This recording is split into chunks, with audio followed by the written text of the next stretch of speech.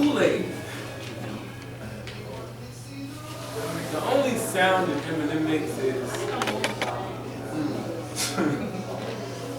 We live in a generation of irrelevant relatives, ancestors with no answers to our questions, so stepfathers or forefathers are who we're left with. The gift of our history's message will never in this present be popped open and torn through its bubble wrap to be used as a tool to be worn because we're too cool with biting the hand that's open, the hand that offers so often we're chewing history off, finger by finger until danger becomes too difficult to point out and distinguish from good taste. Like, we keep drinking all the Kool-Aid and we don't know the flavor.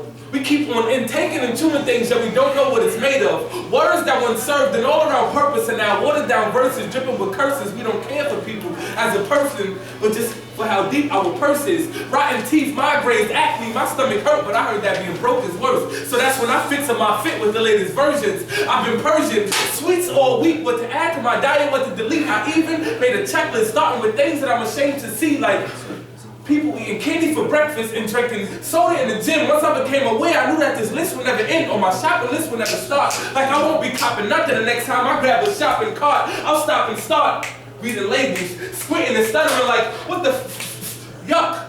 Is this fried food in a bag? We call it chips, but do we deserve the dessert we get? Like, you're my honey bun, so I got you one.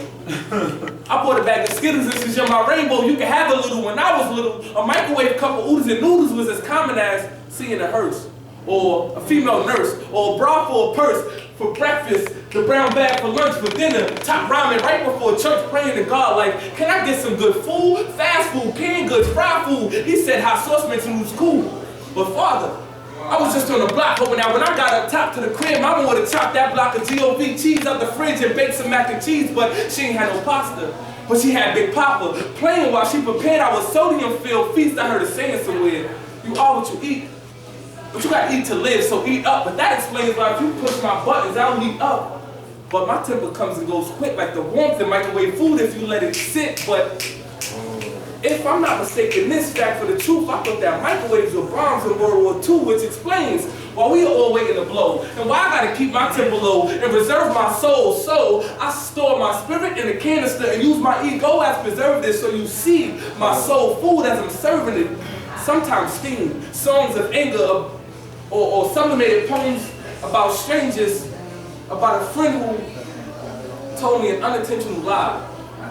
Her brain must have been fried. She told me that a mixture of honey and brown sugar will moisturize my skin, and I tried. I went to Key Food and copped the Crasdale honey and the white rose sugar, slapped me over my eyes, and I had broken out in hives. Hives and honey on me made my face a natural habitat for bees to come by and eat or maybe sting me. All I needed was some pollination. I got down on my knees and prayed to the God of all nations for some clean exfoliation, but we live in a generation of irrelevant relatives, ancestors with no answers to our questions.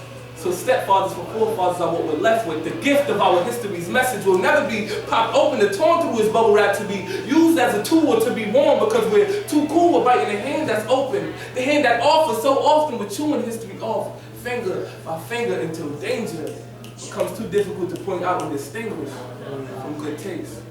Kool-Aid.